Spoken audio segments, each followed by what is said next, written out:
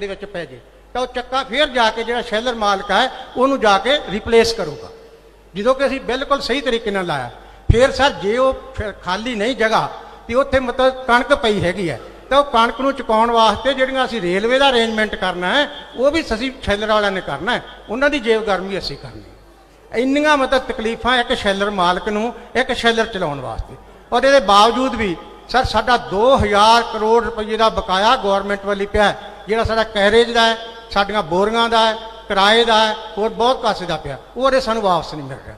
Sir ਮੈਂ ਇੱਕ ਵਪਾਰ ਦੀ ਗੱਲ ਨਹੀਂ ਕਰਦਾ,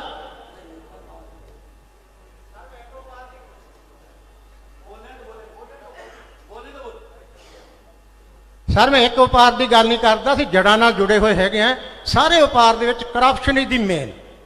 ਕਰਪਸ਼ਨ ਨੂੰ ਜੇ ਆਪਾਂ ਕੰਟਰੋਲ ਕਰ ਲਿਆ ਤਾਂ then we have done everything. ਸਭ ਤੋਂ ਵੱਡੀ ਗੱਲ ਹੈ ਕਰਪਸ਼ਨ ਦੀ ਹੈ ਸਰ। ਜੇ ਕਰਪਸ਼ਨ ਨੂੰ ਕੰਟਰੋਲ ਕਰ ਲਾਂਗੇ ਤਾਂ ਸਾਰਾ ਕੰਮ ਆਪਣੇ ਆਪ ਹੀ ਸਹੀ ਹੋ ਜਾਊਗਾ।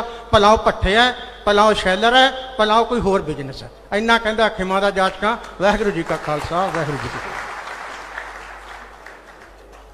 ਬਹੁਤ ਬਹੁਤ ਧੰਨਵਾਦ ਸਰ ਕਰਨੈਲ ਸਿੰਘ ਜੀ। ਹੁਣ ਮੈਂ ਬੇਨਤੀ ਕਰੂੰਗਾ ਸ਼੍ਰੀ ਪ੍ਰਦੀਪ ਬਾਂਸਲ ਨੂੰ, ਜਿਹੜੇ ਕਿ ਕਰਿਆਨਾ ਯੂਨੀਅਨ ਦੇ ਪ੍ਰੈਜ਼ੀਡੈਂਟ ਨੇ। ਪ੍ਰਦੀਪ ਜੀ ਤੁਸੀਂ ਆਪਣੀ ਗੱਲ ਰੱਖੋ ਪਲੀਜ਼। ਹੈਲੋ ਹੈਲੋ, ਜੈ ਗਊ ਮਾਤਾ ਦੀ। ਜੋ ਸੈਂਪਲ ਛੋਟੇ ਦੁਕਾਨਦਾਰ ਤੋਂ ਲੈਤੇ ਜਾਂਦੇ ਹਨ ਉਹ ਸੈਂਪਲ ਫੈਕਟਰੀਆਂ ਵਾਲਿਆਂ ਤੋਂ ਲੈਤੇ ਜਾਣ, ਛੋਟੇ ਦੁਕਾਨਦਾਰ ਨੂੰ ਨਾ ਤੰਗ ਕੀਤਾ ਜਾਵੇ। ਇੱਕ ਤਾਂ ਸਾਡੀ ਇਹ ਮੰਗ ਹੈ ਜੀ। ਦੂਜੀ ਮੰਗ, ਨਗਰ ਕੌਂਸਲ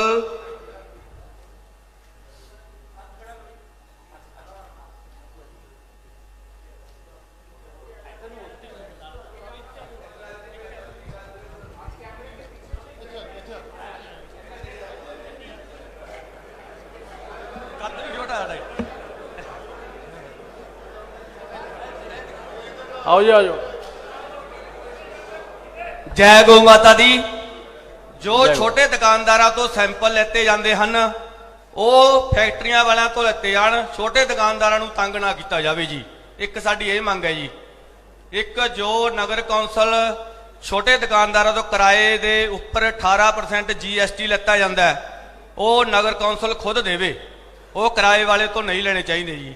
ਇੱਕ ਸਾਡੀ ਇਹ ਮੰਗ ਹੈ। ਇੱਕ ਜੋ ਨਗਰ ਕੌਂਸਲ ਦੀਆਂ ਦੁਕਾਨਾਂ ਸਾਨੂੰ 10 ਸਾਲ ਹੋ ਗਏ ਉਹਦਾ ਕਿਰਾਇਆ ਅਸੀਂ ਦੇ ਰਹੇ ਹਾਂ, ਉਹਦੀ ਸਾਨੂੰ ਮਾਲਕੀ ਦਿੱਤੀ ਜਾਵੇ ਜਾਇਜ਼ ਰੇਟ ਤੇ। ਇੱਕ ਛੋਟੇ ਦੁਕਾਨਦਾਰ ਨੂੰ 10 ਲੱਖ ਰੁਪਏ ਤੱਕ ਦੇ 0% ਵਿਆਜ ਤੇ ਲੋਨ ਦਿੱਤੇ ਜਾਣ। ਛੋਟੇ ਦੁਕਾਨਦਾਰ ਦਾ ਜੇ ਕੋਈ ਚੋਰੀ ਦਾ ਜਾਂ ਕੋਈ ਨੁਕਸਾਨ ਹੁੰਦਾ ਉਹ ਸਰਕਾਰ ਉਸ ਦੀ ਮਦਦ ਕਰੇ ਜੀ। ਧੰਨਵਾਦ ਜੀ। ਬਹੁਤ ਬਹੁਤ ਧੰਨਵਾਦ ਬਾਂਸਲ ਸਾਹਿਬ। ਸਰ ਬਾਂਸਲ ਸਾਹਿਬ ਦੀਆਂ ਗੱਲਾਂ ਮੈਂ ਸਮਝਦਾ ਕਿ ਇਹ ਪੂਰੇ ਪੰਜਾਬ ਦਾ ਜਿਹੜਾ ਛੋਟਾ ਵਪਾਰੀ ਹੈ ਉਹਨੂੰ ਰਿਫਲੈਕਟ ਕਰਦੀਆਂ ਨੇ। ਪਰ ਐਕਚੁਅਲ ਦੇ ਵਿੱਚ ਇਸ਼ੂ ਇਹ ਹੈ ਕਿ ਜਿੰਨੀ ਲੁੱਟ ਛੋਟੇ ਵਪਾਰੀ ਦੀ ਹੁੰਦੀ ਹੈ, ਜਿੰਨੀ ਦੁਕਾਨਦਾਰ ਦੀ ਹੁੰਦੀ ਹੈ, ਉਨੀ ਕਿਸੇ ਦੀ ਨਹੀਂ ਹੁੰਦੀ ਹੈਗੀ। ਸਾਰੇ ਦੇ ਸਾਰੇ ਡਿਪਾਰਟਮੈਂਟਸ ਨੇ ਜਿਹੜੇ ਉਹ ਇਹਨਾਂ ਨੂੰ ਤੰਗ ਕਰਦੇ ਰਹਿੰਦੇ। ਔਰ ਖਾਸ ਤੌਰ ਤੇ ਇਹਨਾਂ ਦਿਨਾਂ ਦੇ ਵਿੱਚ ਜਿਹੜੀ ਐਡਲਟ੍ਰੇਸ਼ਨ ਦੇ ਨਾਂ ਦੇ ਉੱਪਰ ਜੋ ਇਹਨਾਂ ਦਾ ਘਾਣ ਕੀਤਾ ਜਾਂਦਾ ਹੈ ਉਹ ਮੈਂ ਸਮਝਦਾ ਸੈਂਪਲਿੰਗ ਦੇ ਨਾਂ ਦੇ ਉੱਪਰ, ਉਹਦਾ ਮੈਂ ਸਮਝਦਾ ਕਿ ਸਹੀ ਮਾਇਨੇ ਦੇ ਵਿੱਚ ਵੱਡੇ ਪੱਧਰ ਦੇ ਉੱਪਰ ਹੱਲ ਕਰਨ ਵਾਲਾ। ਸੋ ਹੁਣ ਮੈਂ ਬੇਨਤੀ ਕਰੂੰਗਾ ਸ਼੍ਰੀ ਤਰਸੇਮ ਗਰਗ ਜੀ ਨੂੰ, ਉੱਘੇ ਬਿਜ਼ਨਸਮੈਨ ਨੇ ਬਠਿੰਡਾ ਦੇ। ਤਰਸੇਮ ਜੀ ਪਲੀਜ਼। ਸ਼੍ਰੀ ਅਰਵਿੰਦ ਕੇਜਰੀਵਾਲ ਜੀ ਨੂੰ ਬਠਿੰਡਾ ਦੀ ਇਸ ਧਰਤੀ ਤੇ ਸਵਾਗਤ ਹੈ। ਪੰਜਾਬ ਦੀ ਹੀ ਨਹੀਂ, ਪੰਜਾਬੀਆਂ ਦੀ, ਸਾਰੇ ਵਪਾਰੀਆਂ ਦੀ, ਕਿਸਾਨਾਂ ਦੀ ਆਸ ਤੇ ਉਮੀਦ ਤੁਹਾਡੇ ਤੋਂ ਵੱਜੀ ਹੋਈ ਹੈ। ਤੇ ਬਾਕੀ ਸਟੇਜ ਤੇ ਵਿਰਾਜਮਾਨ ਜਿੰਨੇ ਵੀ ਪਤਵੰਤੇ ਨੇ ਮੈਂ ਉਹਨਾਂ ਦੇ ਨਾਮ ਨਹੀਂ ਲਵਾਂਗਾ ਕਿਉਂਕਿ ਟਾਈਮ ਦੀ ਸ਼ਾਰਟੇਜ ਹੈ। ਸਾਰਿਆਂ ਦਾ ਬਹੁਤ ਮਿਹਰਬਾਨੀ ਕਿ ਤੁਸੀਂ ਅੱਜ ਵਪਾਰੀਆਂ ਨੂੰ ਸੁਣਨ ਲਈ ਇੱਕ ਵਾਰ ਨਹੀਂ ਕਈ ਵਾਰ ਆ ਚੁੱਕੇ ਹੋ। ਜਿਸ ਤਰ੍ਹਾਂ ਕਿ ਸਾਰੀਆਂ ਕਾਫੀ ਗੱਲਾਂ, ਮੈਂ ਇੱਕ ਹੋਮਿਓਪੈਥਿਕ ਡਾਕਟਰ ਹਾਂ, ਪ੍ਰੈਕਟਿਸ ਕਰਦਾ ਹਾਂ ਤੇ ਅਸੀਂ ਇੱਕ ਸਮਾਜ ਸੇਵੀ ਸੰਸਥਾ ਵੀ ਬਠਿੰਡਾ ਵਿੱਚ ਚਲਾਉਂਦੇ ਹਾਂ।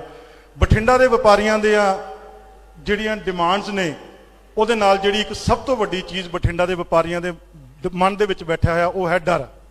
ਡਰ ਕਿਸ ਚੀਜ਼ ਦਾ ਹੈ? ਲੁੱਟਾਂ ਖਸੁੱਟਾਂ ਦਾ। ਡਰ ਕਿਸ ਚੀਜ਼ ਦਾ ਹੈ? ਫਰੋਤੀਆਂ ਦਾ। ਡਰ ਕਿਸ ਚੀਜ਼ ਦਾ ਹੈ? ਮਰਡਰ ਦਾ। ਉਹ ਮਰਡਰ ਕੌਣ ਕਰਦੇ ਨੇ? ਉਹ ਇਹ ਰਾਜਨੀਤਿਕ ਲੋਕ ਕਰਦੇ ਨੇ। ਜੇ ਨਾਮ ਲੈ ਕੇ ਕਹਾਂ ਤਾਂ ਨਾਮ ਲੈ ਕੇ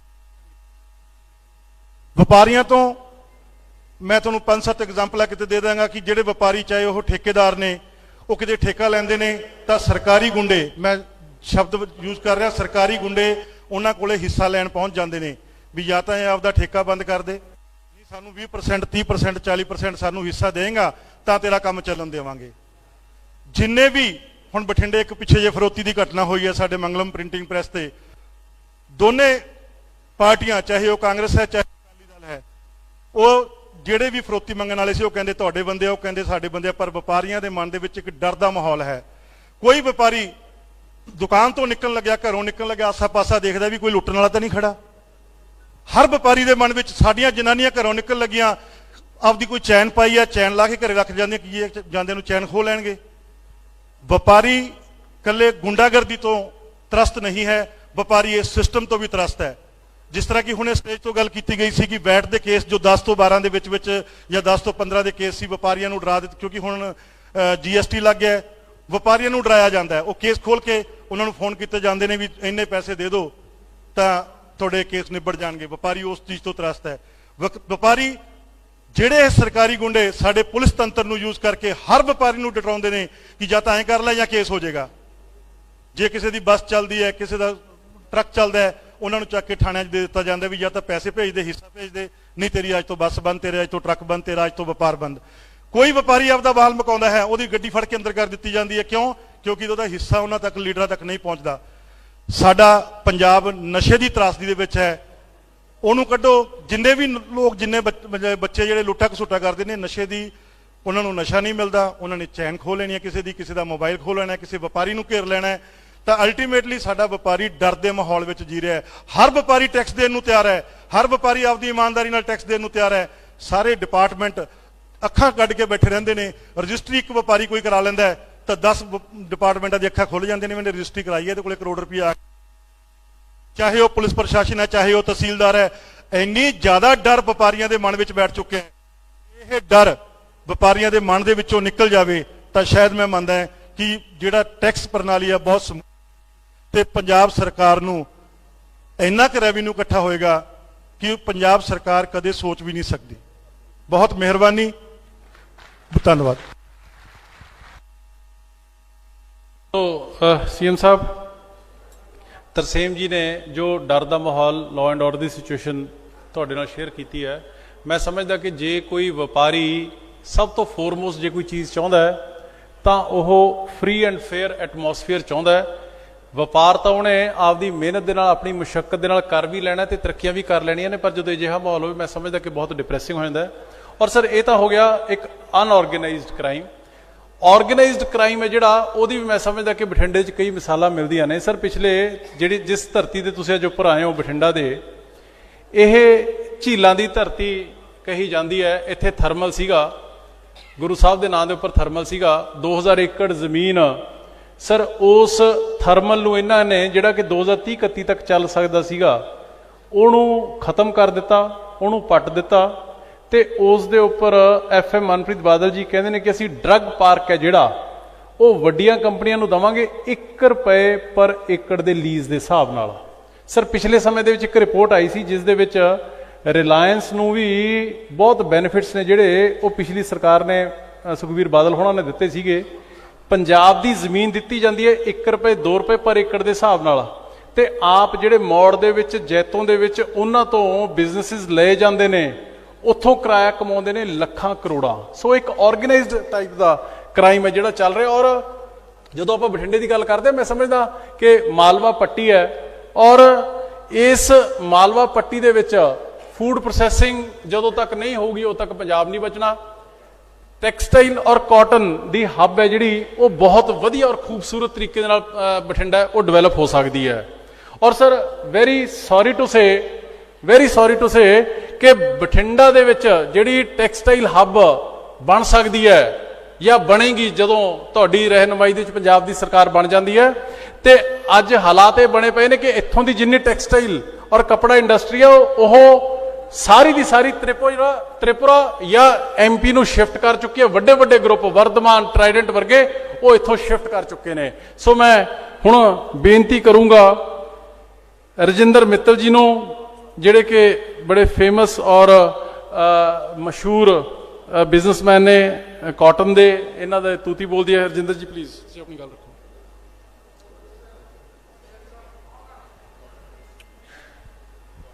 hello sir, mister CM from Delhi ਤੇ ਉਹਨਾਂ ਦੀ ਟੀਮ ਦਾ ਮੈਂ ਬਠਿੰਡੇ ਆਉਣ ਤੇ ਬਹੁਤ ਵੈਲਕਮ ਕਰਦਾ ਹਾਂ।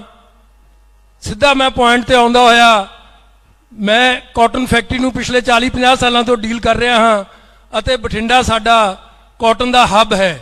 ਮੈਂ ਕਾਟਨ ਬਾਰੇ ਤੁਹਾਡੀ ਜਿਹੜੀਆਂ ਪ੍ਰੋਬਲਮਸ ਹੈ ਉਹ ਨਿਗਾਹ ਵਿੱਚ ਲਿਆਵਾਂਗਾ। ਪਹਿਲਾਂ ਤਾਂ ਕੋਈ ਵੀ ਜਿਹੜੀ ਇੰਡਸਟਰੀ ਹੁੰਦੀ ਹੈ, ਆਪਾਂ ਇੱਕ ਤਾਂ ਨਵੀਂ ਇੰਡਸਟਰੀ ਲੈ ਕੇ ਆਉਣੀ ਹੈ ਤੇ ਇੱਕ ਜਿਹੜੀ ਪੁਰਾਣੀ ਇੰਡਸਟਰੀ ਹੈ ਉਸ ਨੂੰ ਇਨਸੈਂਟਿਵ ਦੇਣੇ ਹਨ। ਨਵੀਂ ਇੰਡਸਟਰੀ ਪਿੱਛੇ ਕਾਗਜ਼ਾਂ 'ਚ ਬਹੁਤ ਗੱਲਾਂ ਕੀਤੀਆਂ ਜਾਂਦੀਆਂ ਹਨ ਵੀ ਆਹ ਚੀਜ਼ ਲਿਆਵਾਂਗੇ ਅਸੀਂ, ਆਹ ਚੀਜ਼ ਲਿਆਵਾਂਗੇ, ਪਰ ਜਿਹੜੀ ਪੁਰਾਣੀ ਇੰਡਸਟਰੀ ਚੱਲ ਰਹੀ ਹੈ, ਟ੍ਰੈਡੀਸ਼ਨਲ ਇੰਡਸਟਰੀ, ਉਹਦੇ ਪਿੱਛੇ ਕੁਝ ਨਹੀਂ ਕੀਤਾ ਜਾਂਦਾ, ਕੋਈ ਇਨਸੈਂਟਿਵ ਨਹੀਂ ਦਿੱਤਾ ਜਾਂਦਾ। ਸਾਡੇ ਪੰਜਾਬ 'ਚ 400 ਯੂਨਿਟ ਸੀਗੇ ਅੱਜ ਤੋਂ 10 ਜਾਂ 15 ਸਾਲ ਪਹਿਲਾਂ ਕਾਟਨ ਜਿਨਿੰਗ ਦੇ। ਬਹੁਤ ਸਿੰਪਲ ਇੰਡਸਟਰੀ ਜਿਹੜੀ ਰॉ ਕਾਟਨ ਨੂੰ ਜਿਨਿੰਗ ਕਰਕੇ ਕਾਟਨ ਬੇਲਸ ਬਣਾਉਂਦੀ ਹੈ ਅਤੇ ਸਪਿਨਿੰਗ ਮਿਲਾਂ ਨੂੰ ਦਿੰਦੀ ਹੈ। ਉਹ 400 ਤੋਂ ਅਸੀਂ ਕਿੰਨੇ ਰਹਿ ਗਏ ਜੀ ਹੁਣ? ਸਿਰਫ 25 ਜਾਂ 30 ਜਾਂ 40 ਬਸ। ਕੀ ਕਾਰਨ ਹੈ ਉਹਦਾ? ਕਿ ਕੋਈ ਇਨਸੈਂਟਿਵ ਨਹੀਂ। ਦੋ ਗੱਲਾਂ ਹੁੰਦੀਆਂ ਹਨ, ਜਾਂ ਤਾਂ ਆਪਾਂ ਕਿਸੇ ਇੰਡਸਟਰੀ ਨੂੰ ਇਨਸੈਂਟਿਵ ਦਿੰਦੇ ਹਾਂ ਜਾਂ ਉਹਨੂੰ ਇਨਸੈਂਟਿਵ ਨਹੀਂ ਦਿੰਦੇ। ਪਰ ਸਾਡੀ ਇੰਡਸਟਰੀ ਨਾਲ ਕੀ ਹੋਇਆ ਹੈ? ਸਾਡੀ ਇੰਡਸਟਰੀ ਨੂੰ ਪਿਛਲੇ 10-12 ਸਾਲਾਂ ਤੋਂ ਡਿਸਇਨਸੈਂਟਿਵ ਦਿੱਤਾ ਗਿਆ ਹੈ। ਡਿਸਇਨਸੈਂਟਿਵ ਇਨ ਦੀ farm partiality with the industry. ਸਾਡੀ ਇੰਡਸਟਰੀ ਤੇ ਪਿਛਲੇ 10-12 ਸਾਲ ਮਾਰਕੀਟ ਫੀਸ ਸਾਡੇ ਤੇ ਲੱਗਦੀ ਸੀ ਤੇ ਜਿਹੜੇ ਮੈਗਾ ਪ੍ਰੋਜੈਕਟ ਸੀ ਉਹਨਾਂ ਤੇ ਨਹੀਂ ਲੱਗਦੀ ਸੀ। ਇਸ ਕਰਕੇ ਸਾਡੇ ਯੂਨਿਟਸ ਘਟ ਗਏ। ਫਿਰ ਉਦੋਂ ਬਾਅਦ ਜੇ ਆਪਾਂ ਗੱਲ ਕਰੀਏ ਸਾਡੇ ਨਾਲ ਵਾਲੇ ਸਟੇਟਾਂ ਦੀ, ਹਰਿਆਣਾ, ਰਾਜਸਥਾਨ, JNK, ਉੱਥੇ ਬਹੁਤ ਬੜੇ ਇਨਸੈਂਟਿਵ ਦਿੱਤੇ ਜਾਂਦੇ ਹਨ ਇੰਡਸਟਰੀ 'ਚ। ਪੰਜਾਬ 'ਚ ਕੋਈ ਇਨਸੈਂਟਿਵ ਨਹੀਂ ਹੈ। ਹੁਣ ਪਿਛਲੇ ਦਿਨਾਂ ਵਿੱਚ ਆਪਾਂ ਦੇਖਿਆ ਹੈ ਕਿ ਸਾਡੀ ਕਾਟਨ ਤੇ ਪਿੰਕ ਵਾਰਮ ਆ ਰਹੀ ਹੈ, ਪਿੰਕ ਵਾਲਵਾਰਮ ਆ ਰਿਹਾ ਹੈ। ਉਹ ਆਪਾਂ ਨੂੰ ਸਭ ਨੂੰ ਪਤਾ ਹੈ ਕਿ ਸਾਡੀ ਜਿਹੜੀ ਫਸਲ ਹੈ ਸਾਰੀ ਖਰਾਬ ਹੋ ਚੁੱਕੀ ਹੈ। ਸਾਡੀ ਜਿਹੜੀ ਜਿਨਿੰਗ ਫੈਕਟਰੀ ਹੈ, ਉਹ ਜੇ ਸਾਡੀ ਪ੍ਰੋਡਕਸ਼ਨ ਕਿਸੇ ਮਿਲ ਦੀ 200 ਗੱਠ ਦੀ ਸੀ ਤਾਂ ਉਹ ਇਸ ਵੇਲੇ 20 ਜਾਂ 30 ਗੱਠਾਂ ਕੱਢ ਰਹੇ ਹਨ। ਤਾਂ ਕੀ ਸਾਡੇ ਤੇ ਲੇਬਰ ਕਾਸਟ ਨਹੀਂ ਪੈਂਦੀ? ਕੀ ਸਾਡੇ ਤੇ ਬਿਜਲੀ ਦੇ ਬਿੱਲ ਨਹੀਂ ਪੈਂਦੇ? ਪਰ ਕੋਈ ਪਰਵਾਹ ਨਹੀਂ ਹੈ, ਕਿਸੇ ਨੂੰ ਕੋਈ ਪਰਵਾਹ ਨਹੀਂ ਹੈ।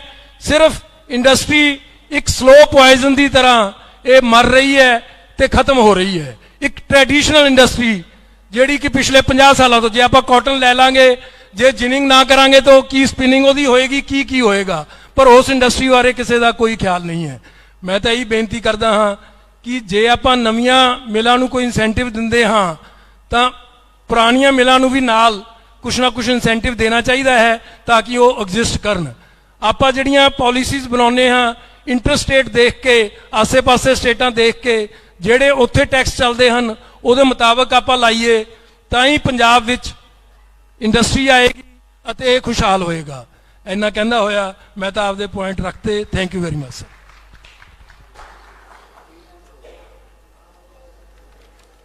ਬਹੁਤ ਬਹੁਤ ਧੰਨਵਾਦ ਮਿੱਤਲ ਸਾਹਿਬ। ਹੁਣ ਮੈਂ ਬੇਨਤੀ ਕਰੂੰਗਾ ਸ਼੍ਰੀ ਅਜੇ ਬਾਂਸਲ ਜੀ ਨੂੰ, ਬਰਨਾਲਾ ਤੋਂ ਨੇ ਔਰ ਸੈਕਟਰੀ ਨੇ ਇੰਡਸਟਰੀਅਲ ਚੈਂਬਰ ਬਰਨਾਲਾ ਤੋਂ। ਬਰਨਾਲੇ ਤੋਂ ਹੋਰ ਵੀ ਬਹੁਤ ਸਾਰੇ ਨਾਮਵਰ ਇੰਡਸਟਰੀਸਟ ਔਰ ਟ੍ਰੇਡਰਸ ਆਏ ਨੇ। ਅਜੇ ਜੀ ਪਲੀਜ਼ ਰੱਖੋ ਆਪਣੀ ਗੱਲ।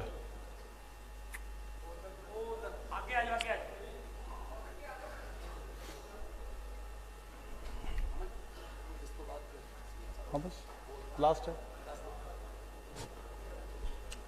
हेलो ਦੱਸਣਾ ਕੀ ਫਿਰ ਹੋਰ। Good afternoon sir. Special sir Barnala ਤੋਂ ਚੱਲ ਕੇ ਅੱਜ ਇੱਥੇ ਪਹੁੰਚੇ ਆ ਸਰ। ਇਹ ਆਵਾਜ਼ ਮੈਂ ਇਕੱਲੇ ਦੀ ਨਹੀਂ, ਪੂਰੇ ਇੰਡਸਟਰੀਅਲ ਚੈਂਬਰ ਵੱਲੋਂ ਅੱਜ ਤੁਹਾਡੇ ਨਾਲ ਸਾਂਝਾ ਕਰਨ ਆਇਆ ਸਰ। ਬਰਨਾਲਾ 2006 ਦੇ ਵਿੱਚ ਡਿਸਟ੍ਰਿਕਟ ਬਣਿਆ ਜੀ। ਅੱਜ ਲਗਭਗ 15 ਸਾਲ ਹੋ ਗਏ। ਪੰਜਾਬ ਵਿੱਚ ਇਕੱਲਾ ਹੈ ਜਾਂ ਜ਼ਿਲ੍ਹਾ ਹੈ ਜਿੱਥੇ ਕੋਈ ਫੋਕਲ ਪੁਆਇੰਟ ਨਹੀਂ ਸਰ। ਬਰਨਾਲੇ ਕੋਈ ਇੰਡਸਟਰੀਅਲ ਏਰੀਆ ਨਹੀਂ ਜੀ। ਜਦਕਿ ਬਰਨਾਲੇ ਦੀ ਅਗਰ ਗੱਲ ਕਰੀਏ ਐਗਰੀਕਲਚਰ ਦੇ ਵਿੱਚ ਨਾਮੀ ਆਪਣੇ ਭਾਰਤ ਦੇ 6-7 ਬ੍ਰਾਂਡ ਦੇ ਉੱਥੇ ਯੂਨਿਟ ਲੱਗੇ ਹੋਏ ਨੇ। ਇਸ ਤੋਂ ਬਾਅਦ ਸਰ ਪੋਲਟਰੀ ਦੇ ਵਿੱਚ ਗੱਲ ਕਰੀਏ, ਨੰਬਰ 1 ਡਿਸਟ੍ਰਿਕਟ ਪੰਜਾਬ ਦੇ ਵਿੱਚ ਬਰਨਾਲਾ ਹੈ ਜੀ। ਪੋਲਟਰੀ ਦੇ ਨਾਲ ਨਾਲ sir electricity equipments, packing industry, ਅਗਰ ਆਪ ਗੱਲ ਕਰੀਏ ਮਿਨੀਮਮ ਸਰ 400 ਇੰਡਸਟਰੀ ਬਰਨਾਲੇ ਅੱਜ ਦੇ ਟਾਈਮ ਹੈਗੀ ਹੈ। ਬਟ ਸਰ ਸਾਡੀ ਤੁਹਾਡੇ ਨਾਲ ਇਹੀ ਰਿਕੁਆਇਰਮੈਂਟ ਹੈ, ਤੁਸੀਂ ਸਰ ਇਲੈਕਟ੍ਰਿਸਿਟੀ ਸਸਤੀ ਕੀਤੀ ਗਰੀਬਾਂ ਦੇ ਲਈ। ਸਾਡੀ ਬੇਨਤੀ ਤੁਹਾਨੂੰ ਇਹੀ ਹੈ, ਤੁਸੀਂ ਅਗਰ ਫੈਕਟਰੀ ਲਈ ਵੀ ਅੱਜ ਸਾਨੂੰ ਸਰ 8 ਤੋਂ 9 ਰੁਪਏ ਯੂਨਿਟ ਪੈ ਰਹੀ ਹੈ, ਅਗਰ ਤੁਸੀਂ ਫੈਕਟਰੀ ਦੇ ਲਈ ਵੀ 2 ਤੋਂ 3 ਰੁਪਏ ਯੂਨਿਟ ਕਰ ਦੋ, ਦੇਖੋ ਤੁਸੀਂ ਬਿਜਲੀ ਸਸਤੀ ਕਰੋਗੇ, ਉਹਦਾ ਫਾਇਦਾ ਐਂਡ ਕੰਜ਼ਿਊਮਰ ਨੂੰ ਹੀ ਜਾਣਾ ਜੀ। ਐਂਡ ਕੰਜ਼ਿਊਮਰ ਨੂੰ ਚੀਜ਼ ਸਸਤੀ ਮਿਲੂ। ਸਾਡੇ ਤੇ ਤੁਸੀਂ ਜੋ ਮਰਜ਼ੀ ਕਰੀ ਜਾਓ, ਬਿਜਲੀ ਮਹਿੰਗੀ ਕਰਤੀ, ਕੋਈ ਟੈਕਸ ਲਗਾਈ, ਚਲੋ ਅਸੀਂ ਆਪਦੇ ਪ੍ਰੋਡਕਟ ਵਿੱਚ ਉਹਨੂੰ ਐਡ ਕਰਦੇ ਜਾਂਦੇ ਆ ਜੀ। ਕੰਜ਼ਿਊਮਰ ਮਹਿੰਗਾਈ ਵੱਧ ਰਹੀ ਹੈ। ਤੁਹਾਨੂੰ ਇਹੀ ਬੇਨਤੀ ਹੈ, ਇੱਕ ਤਾਂ ਸਰ ਇਲੈਕਟ੍ਰਿਸਿਟੀ ਵੱਲ ਦੇਖੋ ਥੋੜਾ ਜਿਹਾ, ਕਿ ਇੰਡਸਟਰੀ ਨੂੰ ਵੀ ਘੱਟੋ ਘੱਟ 2 ਤੋਂ 3 ਰੁਪਏ ਯੂਨਿਟ ਕਰੋ।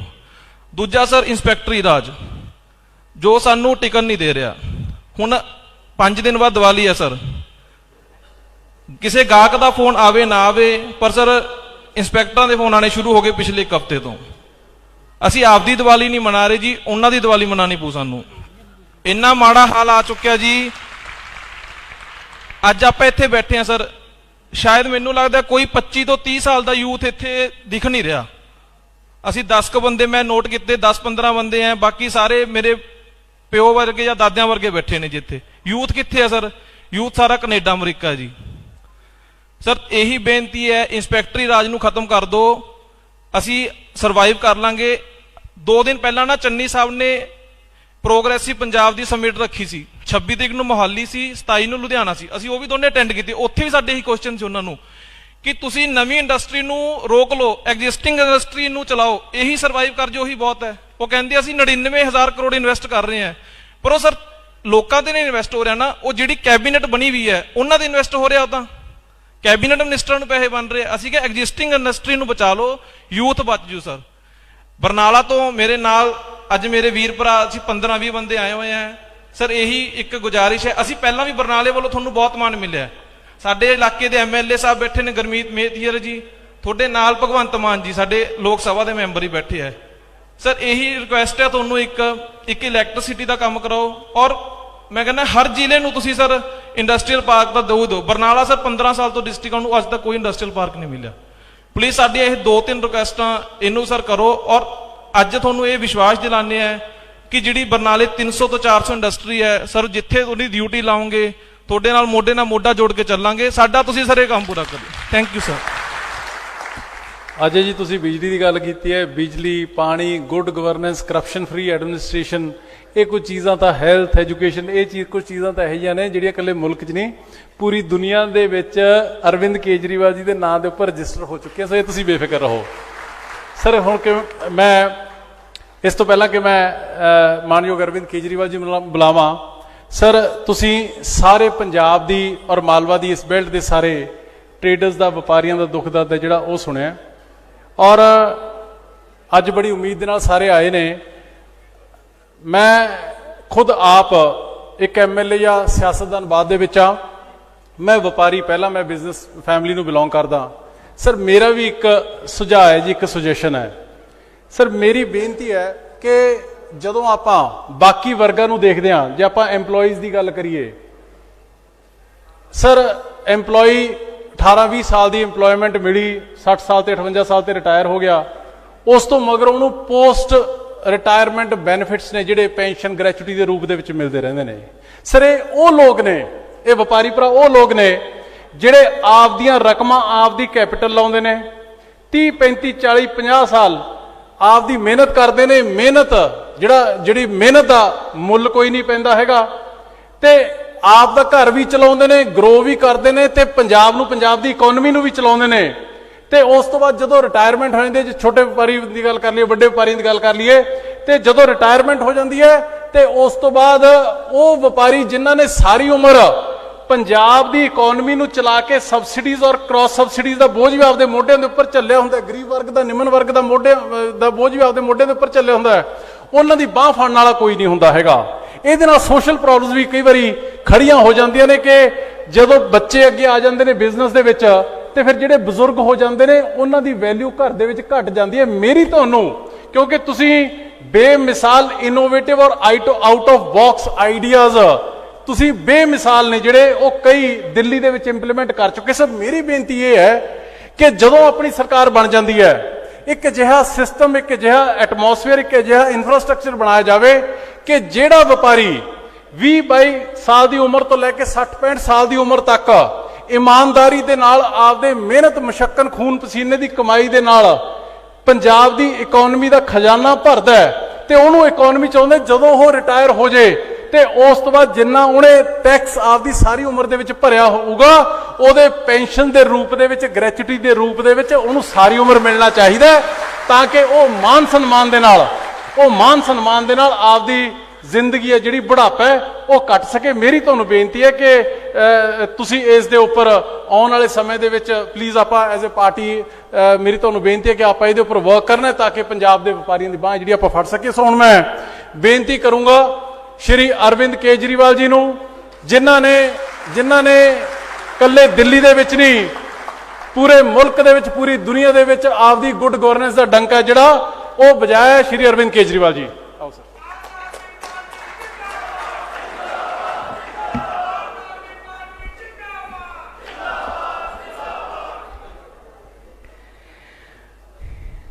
आज बठिंडा से आसपास के इलाकों से और पंजाब के कई कोने कोने से आए हुए सभी व्यापारी भाइयों को मेरा नमस्कार, मेरा प्रणाम, सत श्री अकाल। मैं पिछले 1-1.5 महीने से कई जगह जा जाके व्यापारियों से बातचीत कर रहा हूं। सबसे पहले मैं लुधियाना गया, वहां पे भी इसी तरह से कई सारे व्यापारियों से बात हुई। वहां पे जो मुद्दे निकल के आए उन मुद्दों के ऊपर हमने बात की। फिर मैं जालंधर गया, जालंधर में भी व्यापारियों से काफी विस्तार में चर्चा हुई। आज बठिंडा में आप लोगों से चर्चा हुई। अभी तक अपने देश में जो माहौल है, चुनाव आते हैं, जब चुनाव आते हैं तो पार्टियों को जनता की याद आती है। 5 साल तो जनता की याद आती नहीं है। फिर जब जनता की याद आती है तो अपने कमरे में बैठ के फिर कुछ मैनिफेस्टो बनाते हैं। अभी मैं आपको अमन अरोड़ा जी ने बताया कि एक पार्टी ने मैनिफेस्टो बनाया, 13 पॉइंट लिखे हैं। उन्हें पता ही नहीं जनता को चाहिए क्या।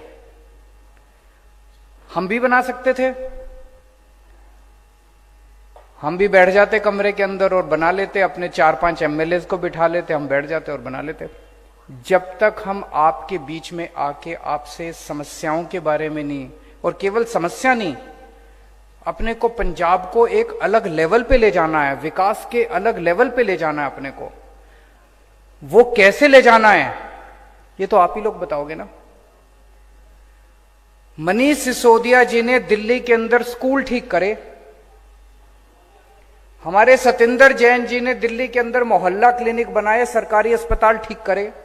कैसे करे? ऐसा थोड़ी कि हमको सब कुछ आता था, पर यह जरूर है कि हम 24 घंटे जनता के बीच में घूमते रहते हैं और हम उन लोगों को ढूंढते हैं जिनको ये काम आता है, उनके साथ बैठ के बनाते हैं। तो मैं शुक्रिया अदा करता हूं सतीश अरोड़ा जी का, करनैल सिंह जी का, प्रदीप बंसल जी का, तरसीम गर्ग जी का, राजेंद्र मित्तल जी का, अजय बंसल जी का। मैं उम्मीद करता हूं इन लोगों ने जो जो बातें कही वही मोटे मोटे तौर पे बाकी लोगों की भी बातें होंगी। मैं सारी नोट कर रहा था। सतीश अरोड़ा जी ने होटल इंडस्ट्री के बारे में बताया। 1700 होटल बैंकरप्ट हो गए, 2700 होटल बंद हो गए। कोरोना बहुत बड़ी महामारी थी जिसकी वजह से सारे बिजनेस पे असर पड़ा, उसका तो कुछ कर नहीं सकते थे, पूरी दुनिया के अंदर महामारी थी। लेकिन उस कोरोना की महामारी में जो जिम्मेदार सरकारें थी, जो सेंसिटिव सरकारें थी, उन्होंने अपने लोगों के साथ मिलकर उनका साथ दिया। दिल्ली के अंदर जिस तरह से 24 घंटे हमने जनता का साथ दिया, व्यापारियों का साथ दिया, जो लोग बीमार हो गए उनका साथ दिया, उसकी तारीफ सारे मुल्क में हो रही है। दुर्भाग्यवश उस वक्त जब पंजाब के अंदर कोरोना फैला था, यहां की सरकार अपने लोगों को अनाथ छोड़ के, और आपस में उस टाइम सीएम की कुर्सी की लड़ाई चल रही थी यहां पे। उन्हें ना व्यापारियों की चिंता थी, ना अस्पतालों की चिंता थी, ना दवाई की चिंता थी। करनैल सिंह जी ने भ्रष्टाचार के बारे में कहा कि करप्शन बहुत ज्यादा हो गया, करप्शन को ठीक करना है, इंस्पेक्टर राज ठीक करना है। उन्होंने 2000 करोड़ रुपए का लोन है उसके बारे में चर्चा की। प्रदीप बंसल जी ने छोटे व्यापारियों की बात की, बिल्कुल सही बात है। मैंने अक्सर देखा इस किस्म की मीटिंग में बड़ी बड़ी इंडस्ट्री और बड़ी बड़ी उसकी तो बात होती है व्यापार की, छोटे व्यापारियों की कोई नहीं बात करता। और छोटे व्यापारी हमारी अर्थव्यवस्था की रीढ़ की हड्डी हैं। छोटा व्यापारी रीढ़ की हड्डी है। मेरे को याद है 8वीं क्लास मैंने गांव से की थी, सिवानी गांव से। 1 साल के लिए मेरे पिताजी की नौकरी चली गई थी तो हम गांव चले गए थे। 1 साल तक मैं भी किराने की दुकान पे बैठा था। 8वीं क्लास पे स्कूल जाया करते थे, शाम को जब घर वापस आते थे तो थोड़ी देर के लिए किराने की दुकान पे मैं चाचा जी की दुकान थी। तो ये छोटा व्यापारी जो है, वो छोटा व्यापारी हमारे देश की अर्थव्यवस्था की रीढ़ की हड्डी है और सबसे ज्यादा मार उसी को पड़ती है। बड़ा व्यापारी तो फिर भी सारे डिपार्टमेंट को, महकमों को किसी तरह से, छोटा व्यापारी के पास तो बेचारे के पास पैसे नहीं होते, फिर भी सारे इंस्पेक्टर आके उसको तंग करते हैं। तरसीम गर्ग जी ने बड़ी इंपॉर्टेंट बात कही, इस पे मैं विस्तार पे बात करूंगा। उन्होंने कहा कि बठिंडा के अंदर कत्लेआम हो रहे हैं, मर्डर हो रहे हैं, फिरौती हो रही है, स्नैचिंग हो रही है, पूरी तरफ डर का माहौल है। इसके ऊपर मैं थोड़ा सा डिटेल में बात करूंगा। राजेंद्र मित्तल जी ने कॉटन के व्यापारियों की बात करी। 400 मिल होती थी पहले, अब केवल 40 रह गई हैं। और अजय बंसल जी ने भी वही कहा कि पहले एग्जिस्टिंग इंडस्ट्री को तो बचा लो, जो भी आता है। मैं ये बड़ी अच्छी बात आज निकल के आई है, किसी भी मुख्यमंत्री को देख लो देश भर में, वो बड़े बड़े सम्मेलन करते हैं, उसमें बड़े बड़े इंडस्ट्रियलिस्ट को बुलाते हैं, बड़े बड़े साहूकारों को बुलाते हैं और कहते हैं अब इतने करोड़ का इन्वेस्टमेंट होगा। अरे जो इन्वेस्टमेंट हो गया उसको तो बचा लो। नहीं, जो इंडस्ट्री लगी हुई है, दुकानें लगी हुई हैं, वो तो उजड़ रही हैं, वो तो पंजाब से उठ उठ के दूसरे राज्यों में जा रही हैं।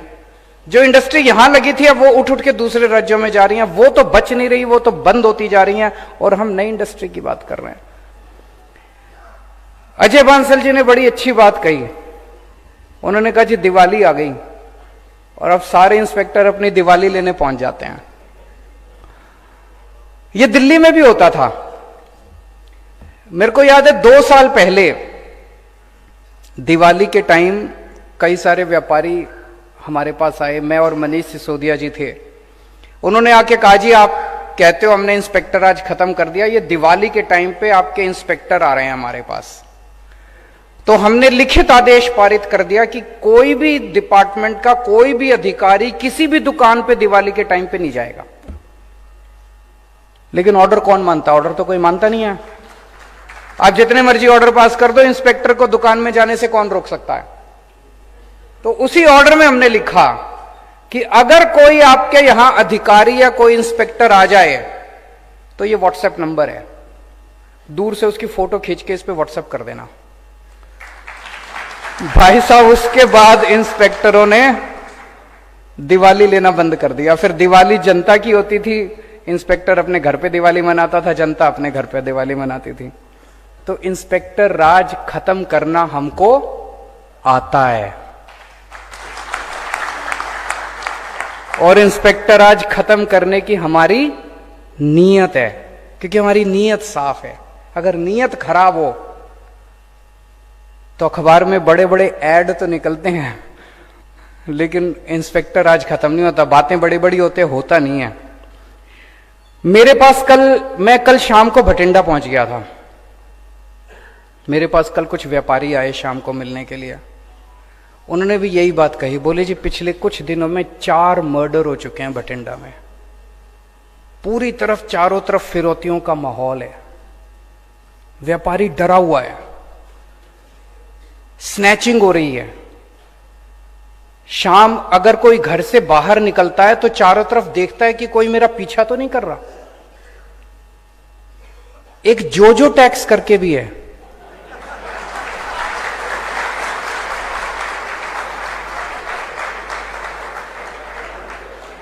है क्या? है।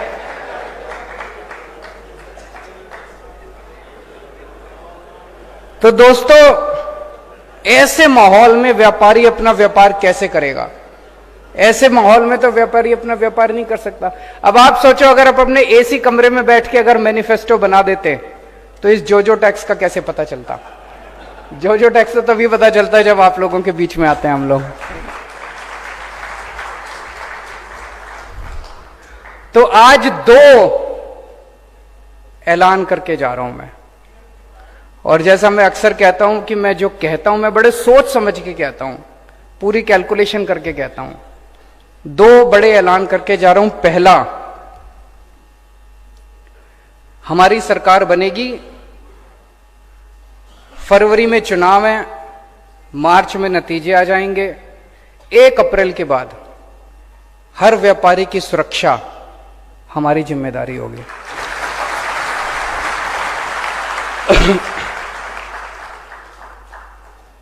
और आज आपको कहने के जा रहा हूं, उसके बाद डरने की जरूरत नहीं है। ऐसी व्यवस्था पैदा करेंगे, जैसा मैंने कहा, मनीष सिसोदिया जी ने बस व्हाट्सएप नंबर दे दिया। उस व्हाट्सएप नंबर को देने की जरूरत थी, उसके बाद किसी की हिम्मत नहीं हुई, किसी इंस्पेक्टर की हिम्मत नहीं हुई। एक और मैं आपको बताता हूं, इसको पंजाब में भी लागू करेंगे। दिल्ली में इन्होंने हमको करने नहीं दिया, शुरू में हमने किया था। जब दिल्ली में नई नई हमारी सरकार बनी, 49 दिन की सरकार, आप में से पता नहीं कितने लोगों को जाने का मौका मिला उस टाइम दिल्ली। भाई साहब, दिल्ली के अंदर रिश्वत कम नहीं हुई थी, बंद हो गई थी रिश्वतखोरी। मैंने सबको बोला, ऐलान कर दिया, होर्डिंग लगा दिए चारों तरफ कि अब अगर आपसे कोई रिश्वत मांगे, मना मत करना, अपना मोबाइल फोन निकाल लेना, उसकी रिकॉर्डिंग कर लेना। और ये मेरा व्हाट्सएप नंबर है, पर्सनल व्हाट्सएप नंबर दे दिया, अपनी रिकॉर्डिंग करके और मेरे को भेज देना। अब तमाशा देखो, किसी दफ्तर में कोई जाता था, अफसर कुछ उसको कहता था, वो कहता था फोन निकालूं, फोन निकालूं। मेरे को कुछ करने की जरूरत नहीं पड़ी, अपने आप पूरे 49 दिन की सरकार थी, 49 दिन में जितनी शिकायतें आई, 32 अफसरों को मैंने जेल भेज दिया। हड़कंप मच गया पूरे दिल्ली के अंदर, हड़कंप मच गया। अफसरों ने पैसे लेने बंद कर दिए, ट्रैफिक पुलिस के अंदर पैसे लेने बंद कर दिया, सबने सब। कोई ताकत देखो आम आदमी के अंदर कितनी बड़ी ताकत आ गई थी। लोग कहते थे फोन निकालूं, लेकिन जब हमारी 49 दिन की सरकार गई तो वो फिर सारे अधिकारी पहुंचे, बोले अब 4 गुना लेंगे तुमसे, बुलाओ अपने केजरीवाल को। लेकिन फिर आके दोबारा ठीक किया, फिर केंद्र सरकार ने हमारी एंटी करप्शन ब्रांच छीन ली। हम जो कर रहे थे वो कर नहीं पाए, लेकिन अब पंजाब फुल स्टेट है, पंजाब के अंदर ये सब लागू करेंगे, हमको करना आता है। तो सबसे पहली चीज, हर व्यापारी को सुरक्षा हमारी जिम्मेदारी है। हर व्यापारी को सुरक्षा देंगे, डरने की जरूरत नहीं है। डर डर के व्यापार नहीं करना, खूब तरक्की करो। आजकल एक व्यापारी सोचता है यार ज्यादा व्यापार बढ़ गया तो फिर ये आ जाएंगे तंग करने के लिए, है कि नहीं है? वो सोचता है इतना जितना है इतना ही बना रहे, बच्चों की रोटी रोजी रोटी चलती रहे, ज्यादा बढ़ाने। अब ऐसा नहीं होगा। 1 अप्रैल के बाद आप तरक्की की अभी प्लानिंग कर लो सारी, कि 1 अप्रैल के बाद क्या करना है, सारे जने बैठ के प्लानिंग कर लो, बड़े बड़े प्लान बनाओ। हमें तरक्की चाहिए। अब किसी व्यापारी को तंग नहीं किया जाएगा। जितना ये लूट खसौट है ये बंद करेंगे, अपराधियों से सुरक्षा देंगे, आपसी भाईचारा करेंगे। किसी किस्म का बैर, किसी किस्म का नफरत ये नहीं होना चाहिए। आपसी भाईचारा होना चाहिए, अमन होना चाहिए, शांति होना चाहिए, कानून व्यवस्था अच्छी करेंगे। ये सब अगर ऊपर से इशारा चला जाए, कई जो अच्छे पुलिस वाले ना वो बताते हैं, कहते हैं जी जिस दिन पुलिस ठान ले कि हमें अपराध नहीं होने देना, बोले हमारा इंटेलिजेंस सिस्टम इतना तगड़ा है, एक अपराध नहीं होगा शहर में अगर पुलिस ठान ले तो। और पुलिस की भी गलती नहीं है। पुलिस को कौन कहता है? जो टैक्स वाले कहते हैं। इशारा वहां से आता है। जब नीयत खराब होती है ऊपर बैठे वालों की कि पैसे इकट्ठे करके लाओ, पैसे इकट्ठे कर, फिर एसएचओ भी पैसे इकट्ठे करता है, फिर पुलिस वाला भी पैसे, इंस्पेक्टर भी पैसे इकट्ठे करता है। तो पहली चीज, हर व्यापारी को सुरक्षा देंगे। दूसरी चीज, जैसे दिल्ली में किया, पंजाब के अंदर भी हम आपको एक ईमानदार सरकार देंगे। ये बहुत बड़ी बात कह रहा हूं मैं। आज तक राजनीति के अंदर किसी ने ईमानदारी की बात करी नहीं थी। ईमानदार कोई बचा ही नहीं था। न पार्टी बची थी, न नेता बचे थे। भ्रष्टाचार की बातें होनी बंद हो गई थी। सारे ही भ्रष्टाचारी थे। कौन करेगा भ्रष्टाचार की बात? सारे ही चोर थे, सारे ही डकैत थे। पहली बार एक पार्टी आई है जो कह रही है कि दिल्ली के अंदर ईमानदार सरकार बनाई है, पंजाब के अंदर भी आपको एक ईमानदार सरकार देंगे। ये जितने भ्रष्टाचारियों के जाल है, भ्रष्टाचारी नेता, भ्रष्टाचारी अफसर, इनसे आपको मुक्ति दिलाएंगे। ये जो हफ्ते का सिस्टम है, इससे मुक्ति दिलाएंगे। ये जो महीने का सिस्टम है, इससे मुक्ति दिलाएंगे। इंस्पेक्टर राज से मुक्ति दिलाएंगे। करके दिखाया है। दिल्ली के अंदर रेड राज बंद कर दिया, इंस्पेक्टर राज बंद कर दिया। और उसके लिए पूरी व्यवस्था, जानबूझ के हम लोगों ने ऐसी व्यवस्था बना रखी है कि इंस्पेक्टर राज चलता रहे, पैसे इकट्ठे होते रहे। कानून बदलेंगे, रूल्स बदलेंगे, ऑर्डर बदलेंगे, व्यवस्था बदलेंगे, ताकि इंस्पेक्टर के पास पैसे लेने का कोई जरिया ही ना बचे। और आज कह के जा रहा हूं, यहां पे जो टैक्स बंद करेंगे, और उनको भी कह रहा हूं कि अभी बंद कर दो, ज्यादा अच्छा है। तो अब किसी व्यापारी को तंग नहीं किया जाएगा। व्यापारियों को इज्जत बख्शी जाएगी। जिस तरह से व्यापारियों को कहते हैं बिचौलिया है, बिचौलिया है, बिचौलिया है, ये बिचौलिया शब्द बंद किया जाएगा। व्यापारी जो है वो 24 घंटे मेहनत करके कमाई करता है। लुधियाना में और जालंधर में जब व्यापारियों से बात करी तो दो बड़ी चीजें निकल के आई जो मैं कहना चाहता हूं। एक तो ये कि बिजली का पावर कट बहुत लग रहा है, तो पावर कट बंद करेंगे। दिल्ली में भी पहले बहुत पावर कट लगता था। जैसे पंजाब में अभी स्थिति है, वैसे दिल्ली में भी स्थिति थी। पंजाब में पावर की कमी नहीं है। पंजाब पावर प्रोड्यूसिंग स्टेट है, लेकिन बिजली फिर भी नहीं आ रही। दिल्ली में भी पावर की कमी नहीं थी, बिजली खूब थी, फिर भी बिजली नहीं आती थी। जब हमारी सरकार बनी पहली बार, 7-7, 8-8 घंटे के 2014 में पावर कट लगा करते थे। दिक्कत क्या थी दिल्ली में? मैं समझता हूं पंजाब में भी शायद वही दिक्कत होगी, उसको स्टडी करेंगे। और दिल्ली में क्या दिक्कत थी कि जितनी तारें थी, ट्रांसफार्मर थी, पुराने हो चुके थे, गल गए थे। जब मर्जी कोई ट्रांसफार्मर फूक गया, जब मर्जी कोई ट्रांसफार्मर खराब हो गया, जब मर्जी कोई तार खराब हो गई। मैंने और सतिंदर जैन जो हमारे पावर मिनिस्टर हैं, हम दोनों ने मिलकर खड़े होकर 2.5 साल के अंदर, 2.5-3 साल के अंदर हमने सारे बदलवाए। आज दिल्ली के अंदर 24 घंटे बिजली आती है। तो दिल्ली के अंदर जैसे 24 घंटे बिजली करी, ऐसे ही पंजाब के अंदर बिजली देंगे आपको, 24 घंटे बिजली देंगे। और एक मुझे बताया गया कि वैट के रिफंड बहुत ज्यादा, पुराना जो वैट था तब के रिफंड पेंडिंग पड़े हैं। तो आप लोगों का पैसा सरकार के अंदर पड़ा हुआ है। ये सारे वैट के रिफंड 3 से 4 महीने के अंदर सरकार बनने के सारे वैट के रिफंड हम आपको दिलवाएंगे। सारी पार्टियों को व्यापारियों की याद आती है चुनाव के पहले। चुनाव के पहले क्यों याद आती है? सारी पार्टियों को व्यापारियों से पैसा चाहिए। मेरे को आपसे पैसा नहीं चाहिए। मैं आपको पंजाब की तरक्की में पार्टनर बनाने आया हूं, भागीदार बनाने आया हूं। हम मिलके तरक्की करेंगे, पंजाब की मिलके तरक्की करेंगे, डर का माहौल खत्म करेंगे, अच्छा माहौल पैदा करेंगे। यह बात मैंने जालंधर में और लुधियाना में भी कही थी। 2 दिन बाद मैंने अखबार में पढ़ा कि चन्नी साहब ने बयान दिया है कि मैं आपको पार्टनर बनाना चाहता हूं। मैंने कहा कि हम इंस्पेक्टर राज खत्म करेंगे, तो चन्नी साहब ने अखबार में इश्तिहार लगाया कि मैं इंस्पेक्टर राज खत्म करूंगा। तो कर दो, अभी तो 2 महीने हैं, क्यों नहीं करते? कहते क्यों हो? चन्नी साहब कह रहे हैं मैं इंस्पेक्टर आज खत्म करूंगा, करो ना, करते क्यों नहीं? नीयत नहीं है, नीयत खराब है। करना हो तो 2 महीने क्या, 49 दिन ही बहुत थे। 49 दिन के अंदर ऐसा करिश्मा करके दिखाया था दिल्ली के अंदर, पूरी दुनिया में चर्चा हुई थी। चन्नी साहब के पास तो 5 महीने मिले हैं उनको। अगर वो चाहें इंस्पेक्टर राज भी खत्म कर सकते हैं, इंडस्ट्री को पार्टनर भी बना सकते हैं, आपकी समस्याएं भी दूर कर सकते हैं। होगा नहीं। इसीलिए मैं कहता हूं आम आदमी को नकल करना आसान है, अमल करना मुश्किल है। अमल नहीं होता।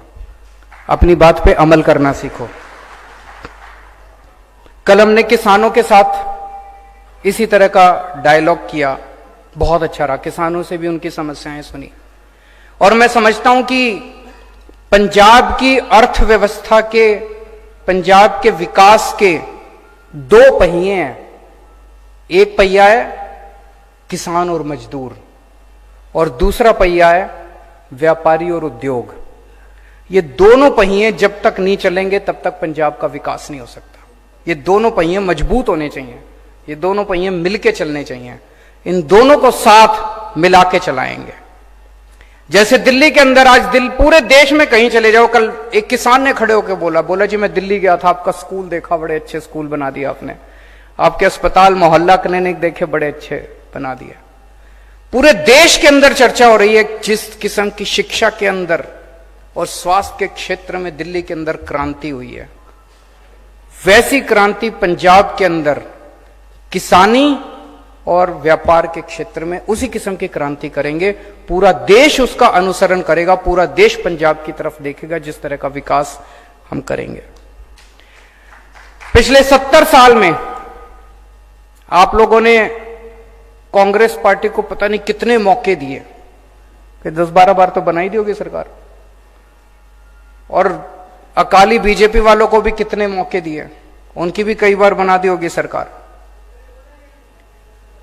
आपसे एक मौका मांगने आया हूं, बस एक मौका आम आदमी पार्टी को देके देखो। दिल्ली के व्यापारी पहले कहा जाता था सारे बीजेपी के होते थे, 5 साल के अंदर सारे आम आदमी पार्टी के हो गए।